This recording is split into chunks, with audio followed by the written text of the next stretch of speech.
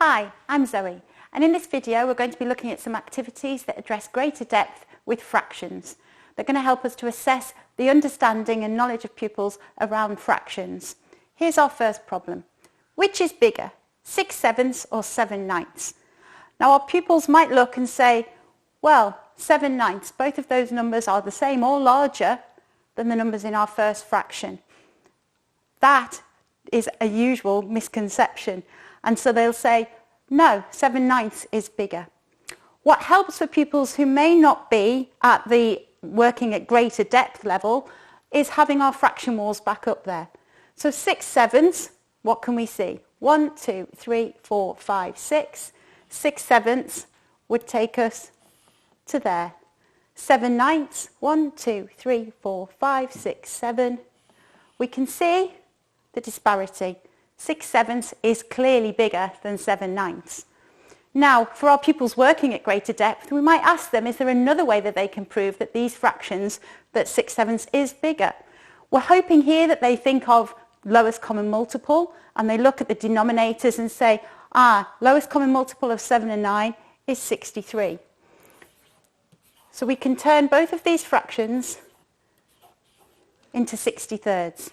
We can multiply our first fraction by 9, where 9/6 makes 54. We can multiply our second fraction by 7. 7/7 gives our numerator 49.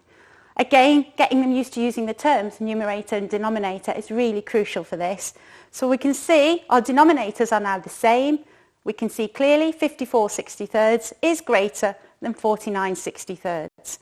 So 6/7 is indeed the bigger fraction. Getting them to use, though, the pictorial as well as these more abstract ideas is really good practice. Moving on to our second problem. Now this one is best suited for Year 6.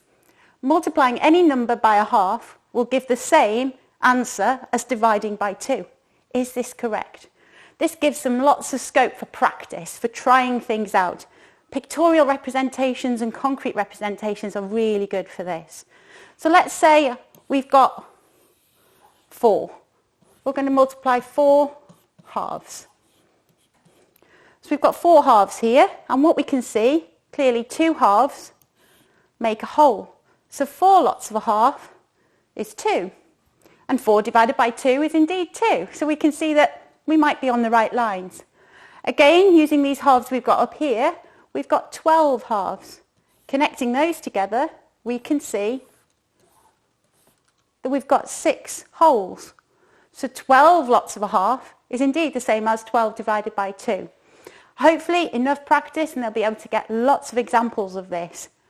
Moving them on, for those pupils really working at greater depth, we can extend this. So we're now just multiplying by a half, we're going to multiply by a fifth. Is this the same as dividing by 5? Again, pictorial representations would be really useful for this. Does this then work for any fraction? So again, we're taking that generalisation another step further. Can they write a rule that describes what they found? This is real mastery. So there we have it, 2 activities that will help you assess fractions.